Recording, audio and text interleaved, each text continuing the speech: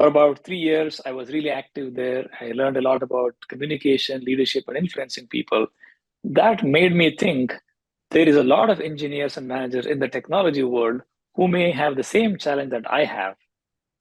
So, ever since I overcame my own challenge in 2007, I've been teaching courses and doing one to one coaching in the last 17 years, in addition to my full time jobs.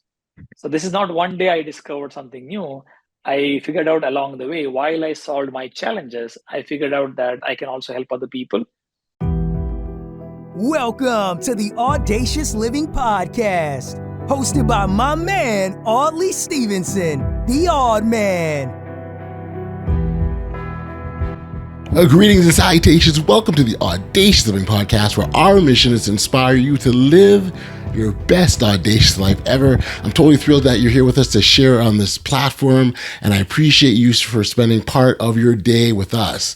Now, each episode is dedicated to exploring what it means to live boldly, pursue your dreams, and step into the greatness that lies within you. Imagine for a moment that life is like a vast ocean. Each wave represents a goal, a desire, or a dream that we yearn to ride toward. Some waves may crash against us, challenging our resolve, while others carry us effortlessly towards our desired destinations. Today, we dive deep into the currents of goal achievement and leadership coaching with our special guest, Pramoda Vyasarao, he's navigated his own ocean of challenges and triumphs, and he's certainly here to share that with us. He's a seasoned leadership coach and author with over 21 years of experience in the technology industry, having worked with renowned companies like Oracle and Facebook.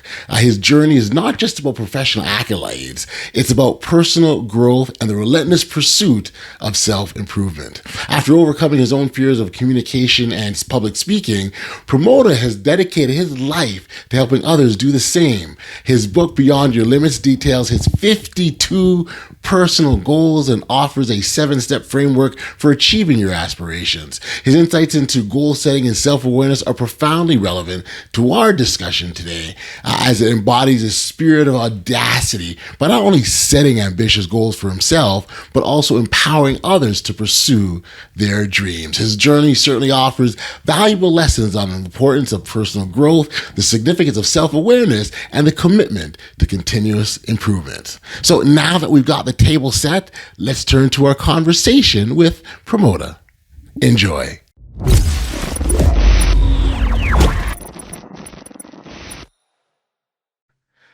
Good day, Pramoda. Thank you for joining me here today on the Audacious Living Podcast. I appreciate you making the time to chat like this. Thank you, Audley. I'm excited to be here on the show, the Audacious Living. Yeah, I mean, as far as that, I'm concerned, there isn't any other way to live our lives. We only got one life, so maximize and make the best of it is what I say. And if we can encourage individuals to, take that first step or to take that movement forward, that will undoubtedly change their entire lives. I encourage people to do that. So thank you for being here and being part of this journey. Yeah, you're a leadership coach. You're an author. You on your own journey help individuals get to that better place, if you will.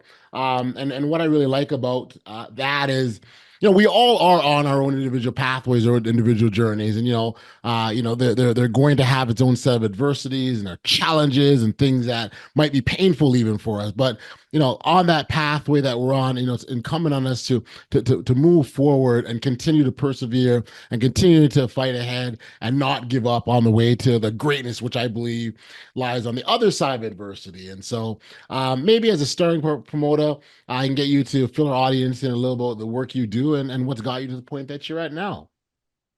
Yeah, I was in the technology industry for about 21 years in India and in the United States. I worked for big companies like Oracle and Facebook, which later became Meta. I've been in the tech industry for about 21 years. After that, I took a 2-year strategic break in 2023. And currently, I'm now focused on creating courses on communication and leadership. I published a book called Beyond Your Limits. I also do one-to-one coaching with the clients in the technology industry, engineers, managers, and all the way up to directors of engineering. And what sparked it for you? I mean, it sounds like you're very, very focused in terms of who you work with and the support that you're providing. What got you there? My own journey was the strong reason, oddly. Back in India in 2002, when I started working as an engineer, my biggest challenge was effective communication and leading people. Hmm. And to overcome that challenge, I became a member of Toastmasters Club, which is a worldwide organization on public speaking and leadership. For about 3 years, I was really active there. I learned a lot about communication, leadership, and influencing people. That made me think there is a lot of engineers and managers in the technology world who may have the same challenge that I have. So, ever since I overcame my own challenge in 2007, I've been teaching courses and doing one to one coaching in the last 17 years, in addition to my full time jobs. So, this is not one day I discovered something new. I figured out along the way, while I solved my challenges, I figured out that I can also help other people. It was more of a player coach mentality. I was a player on one side and I Yeah, was coaching on the other side. got you, got you. It sounds like it was a calling. Is that fair to say? Is that what you call to do this? You could say that, I enjoyed helping other people. I felt that it was a combination of joy as well as flow state. You enjoy doing something, you are skilled at it. The more I enjoyed, the more it became better with me and my clients. Earlier, there was no paying clients. Most of them were pro bono clients at Hmm. organizations I worked for and other friends and colleagues. Later, it became a more of an engagement where people would pay me money to get coached and work with me for a few weeks. And then in the last 2 years, it has been a phenomenal journey on taking all my career capital of wisdom, leadership, and helping people. Applying that to monetize my skills has been really Hmm. exciting. Nice, nice. So let's talk about the book Beyond Your Limits. You want it's kind of like a personal sort of journey. Yeah, there it is. Beyond Your Limits. Yes, it is. The book has three sections. In section one, I talk about 52 goals in my life that I 52. consciously 52 goals I achieved, and I chose those goals because they were challenging, meaningful, and they had some growth opportunity in my personality as an individual. Initially, the first five goals were things like losing 25 pounds. I was overweight back then in 2002. And then I was scared of public speaking. That became my goal. I was scared of water. I learned to swim. Okay. It was my childhood dream to become a martial artist. I went for martial art training for about 4 years. So anything that was either a regret or a desire or a small passion, I listed everything as a goal. And the last goal in the book is goal number 52 was to write a book, write a nonfiction book of Ah. my own. So So that so is, so essentially, it's 52 chapters. Is your journey through each of those yeah, goals? I that's so right. love the way you sort of lean into the stuff that you're either things you were either afraid of, right, or something you had an interest or passion in. Yeah. And section two, I present a seven-step framework where all of us can achieve our goals, things like beginning with the end in mind and, being accountable to your goals, taking one day at a time, defining milestones, and at the end, enjoying the journey, not just the destination, but enjoying the journey. So there is a Mm-hmm. seven-step framework I present in my section two of the book. In section three, I talk about top three mistakes people do when it comes to goal setting. So let's talk about section two a little bit. That's the really fascinating stuff and what that seven steps are. Can we kind of run through them? What they look like for people? Oh, absolutely. So there are seven steps in my goal achievement process. Mm-hmm. Number one is begin with the end in mind. Number two is become accountable. Number three is define milestones. Number four is take one day at a time. Number five is bounce back after a setback. Number six is quitting strategically. Number seven is enjoy the journey. And okay, and so as you move through those, are you um you're not necessarily getting to all seven, like a different, like I'd imagine sort of different entry points depending on where you start. You have different entry points, so you might not have to enjoy the journey because you already do. For example, like say, right? Is that how it works? Is kind of fluid the Uh, way you start and stop? I love that you phrase it, Audley. So it is like seven levers of goal setting. You might be already good at some things, you may not be good at some things, you may not even know some things, depending on where you come from, your Right. experience. But these seven levers help you achieve your goals with passion and enjoy the journey. Mm-hmm. And Mm-hmm. remember, all these are intrinsic goals. They are goals that are meaningful and challenging to you as an individual. Right. Your goals and my goals may be totally different. Mm, But we individually, just like our fingerprints, our goals are unique. Those are uniquely meaningful to right. us and challenging to us. And how long did it cut to take you to sort of come up with these goals? I started setting goals in October 2003, 21 years ago. Okay. And I decided to write the book in 2007, about 4 years later. You can see I compiled all these things over my own journey in the last 21 years. To write the book, it took about 9 months. October Okay. last year until July this year, about 9 months from first page to publishing the book. Hmm. And it's clear if your last goal was to write a nonfiction book, and that's what you did, you began with the end in mind. Is that fair to say? That is correct. And you can also say that I'm not done yet. I'm always on a journey. This is a collection of goals until 2024. Okay. I still have many goals that are not yet achieved. I still have a list of my own goals. And the journey always continues. It never ends. And, We and, are and we are yeah, teleological people. We need right. goals. We need a compass in our life. Yes, yes, yes. Well, and I think that's a really good point that, it's always an ongoing process. And it's very easy to think, hey, it stops here because I've done this, but it's like going to the gym, right? You don't go to the gym once and you're worked out, right? You're at the peak of physical fitness. It's an ongoing process of that you're always doing. And so Yeah, yeah, always get in the gym and work out, right? That's the idea. yeah. You can also say goals are your soul food. You eat every day. You eat food every day for your nourishment. Yes. And similarly, we need goals for soul nourishment. Got you. Got you. Okay. No, I get it. I get it. That's cool. That's cool. And so then talk about how you found leadership coaching and how you landed there. Is it just because of your experience and you felt you saw some opportunities, or how did you figure that out as an avenue for yourself? I was an engineer earlier in my career. And as I said, leadership and speaking were my challenges. I went to Toastmasters to become a communicator. Naturally, the more I improved myself, I improved my skills in communicating, working with people, getting things done through collaboration. There were a lot of opportunities at work. I was offered a manager position where I was managing about 4 people back then in 2008. Mm-hmm. Right then, I struggled initially because I knew the theory, but there were some challenges in how I manage people, how I delegate, because all of us in the beginning, we are experts in technology. We think I can solve it in a better way than delegating this to someone else.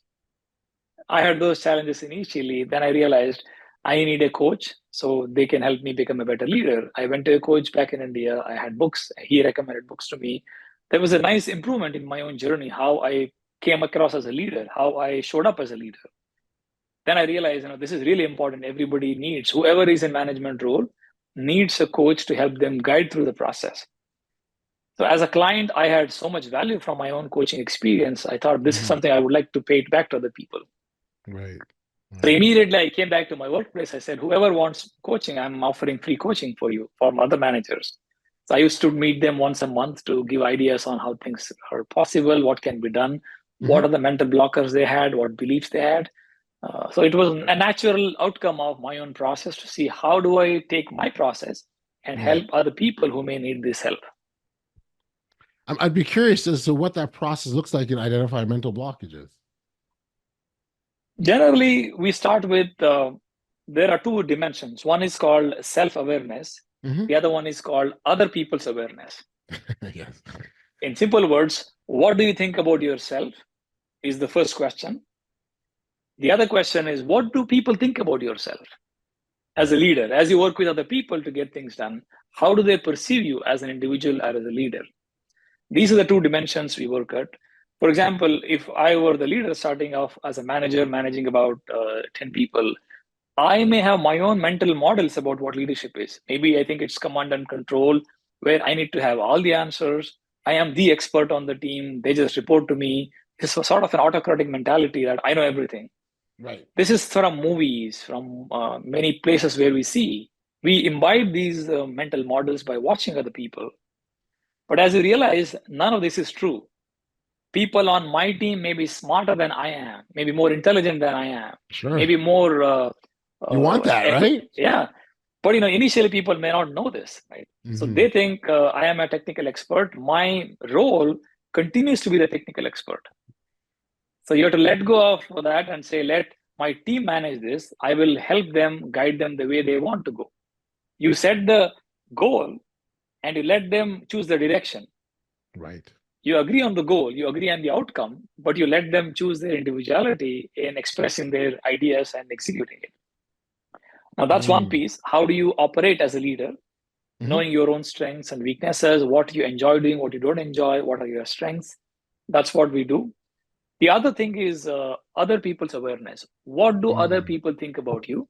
Right. Typically, this is done through a 360 feedback.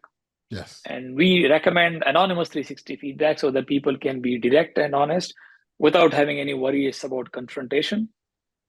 Because some people come from other cultures, other countries, they may not be confrontational people like people are in the West. So that's why we do anonymous 360 feedback to figure out what people think about me as a leader. Right. On my collaborative skills, on my communication skill, on my influencing skill, and handling different opinions. We gather this, my own perspective and others' perspective, to identify what is working well with me as a leader. What can I change to become more effective?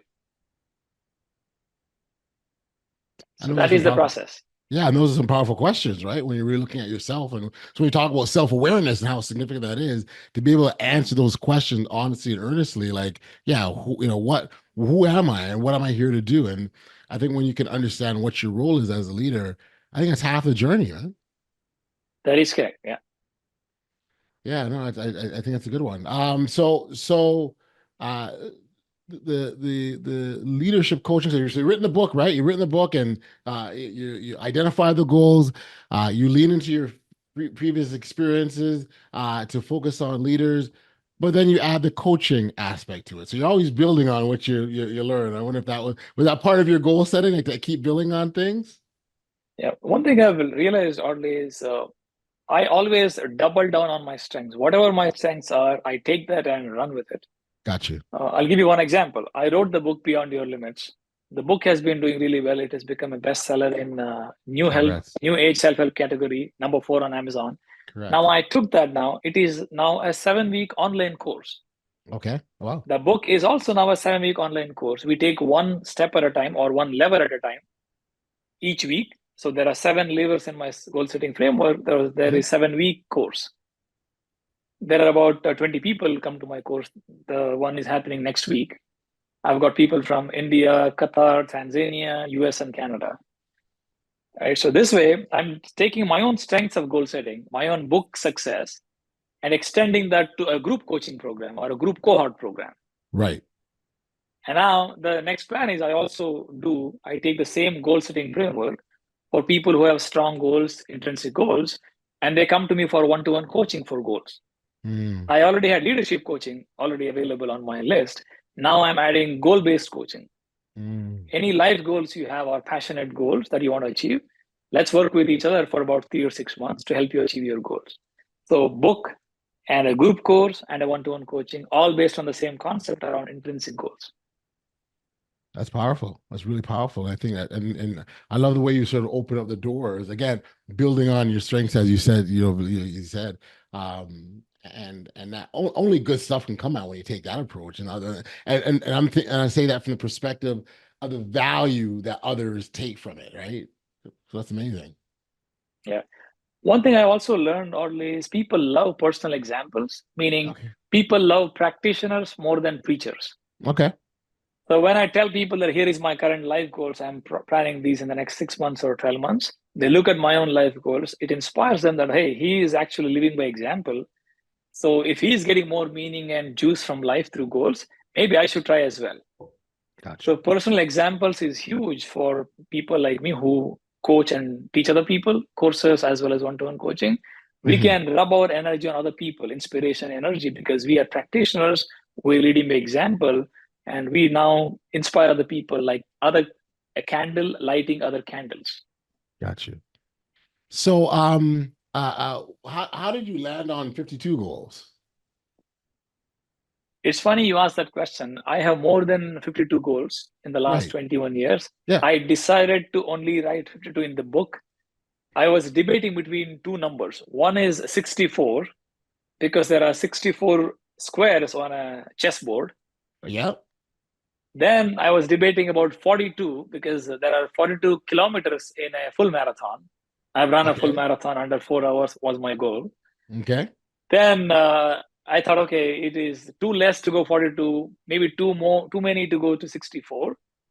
I came to 52 because there are 52 weeks in a year. Gotcha. So my Okay. idea was people can reflect on one goal each week. So for the next 1 year, they will be inspired with my goals and how I achieved them. And each chapter has reflection questions on what they can take from that chapter for their life. So Right. the idea is they can take this book and read it for the next 12 months or Gotcha. 52 weeks.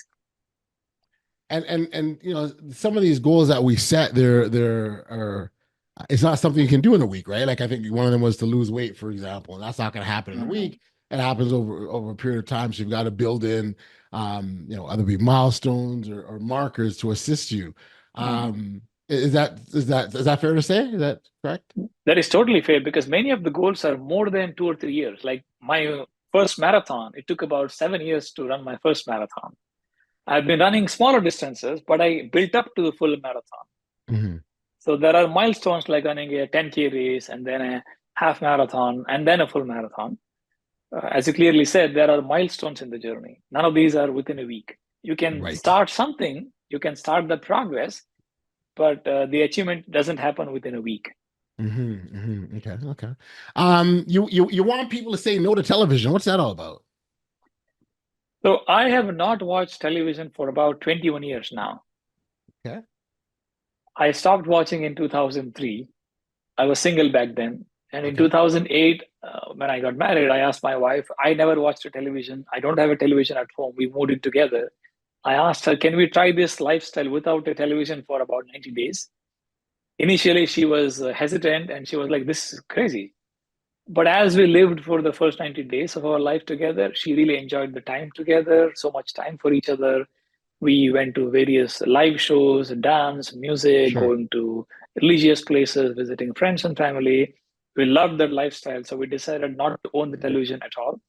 Now that we have a son who is in seventh grade, he's 13. So he wants to watch some things on Netflix to be relevant in the school. So we watch some things with him on weekends, but we still don't have a television at home, no cable connection. So Mm, essentially, we choose when to watch and what to watch on weekends right. so that on other days we enjoy our family time together. So it's really about maintaining presence and being present. That is true. And taking the full juice out of life. Every moment can be fun. You cook together, you eat together, you talk, you read a story together. There is a lot we can do. We go on long bike rides, a long walk, go to a park and walk together, hiking. There's so Mhm. much we can do together when there is no distraction stealing time from us. Right. I think I like what you said, stealing time and distractions definitely can do that. I got to tell you, Promote, I'm really impressed with your approach. Certainly the writing the book and laying out goals. Were there goals that you wanted to put in, like you landed on 52? Were there goals that you wanted to include that didn't make the cut, or is that for the next book, or what was that like? Well, there were a couple I have not added. For example, I did a lot of courses on English language. English is Okay. my third language in India. I learned to write the alphabet A to Z at age 11 in my fifth grade. Okay. So to cover up, I set goals to learn English as a language. I took so many courses at Stanford, evening courses, Wow. executive courses. So those are not in the book. But a lot of people tell me, hey, you write really well. Your grammar is great. You write well. And I want to tell them that, it is not something accidentally happened. It was intentional. It is actually my third language as an Asian. But I still managed to cover the gap through intentional learning, through learning goals. Gotcha. Well, that is also impressive. I didn't even know about the languages, though. That's also quite impressive to have English be your third language. For listeners that wanted to connect with you or obtain a copy of your book, where can we send them? My book is available on Amazon in all formats: Kindle, paperback, hardcover, and audiobook. You can also find the book on Apple as well as Spotify if you have a premium subscription. Mm-hmm. If you want to know more about my work and digital courses, you can Yep. go to my website, changesmith.me, just like blacksmith and goldsmith. It's one word, chainsmith. Okay. Seriously. Okay. .me is the website. I also create inspiring, motivational, and educational content on LinkedIn. Okay. You can follow me on LinkedIn. I post every day from Monday to Sunday these days, 7 days, Oh, wow. on leadership, communication, storytelling, intentional living, optimal life. So many wonderful things on how I applied all those skills into my own life and how I help my clients to achieve that optimal life and living their purpose. I love it. I love it. That's great stuff. And it fits so nice with this podcast where we encourage individuals to live their best audacious life. So it's a great, great marriage between the two. Pramoda, thank you for doing this today. It's such an awesome chat. Congratulations on all the success and keep up the great work, my friend. Thank you so much. Let's do the audacious living together. That's it. I'm with you.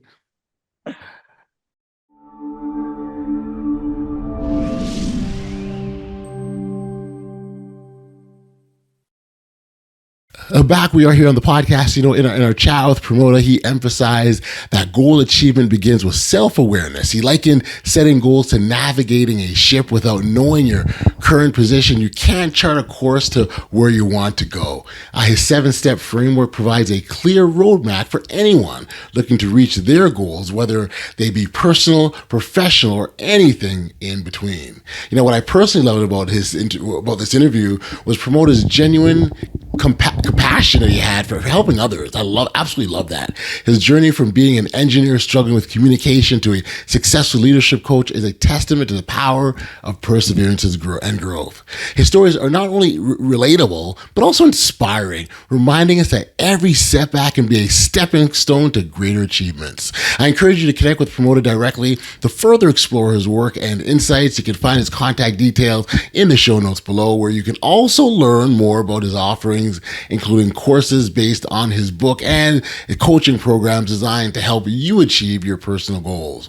Be sure to check out the special offers that Pramoda is offering through his website, where you can access exclusive content and resources to aid you on your journey towards living an audacious life. I want to thank you for joining us here today on this episode of the Audacious Living Podcast. If you've enjoyed this episode and found value in our conversation, please take a moment to like, follow, subscribe, and share the podcast if you haven't already done so. Your support helps us grow and reach even more individuals eager to live their best audacious life. Until next time, stay safe, be kind, show love to one another, and be audacious. You've been listening to the Audacious Living Podcast, hosted by Audley Stephenson. If you enjoyed what you heard, be sure to like, subscribe, and share. Until next time, be audacious.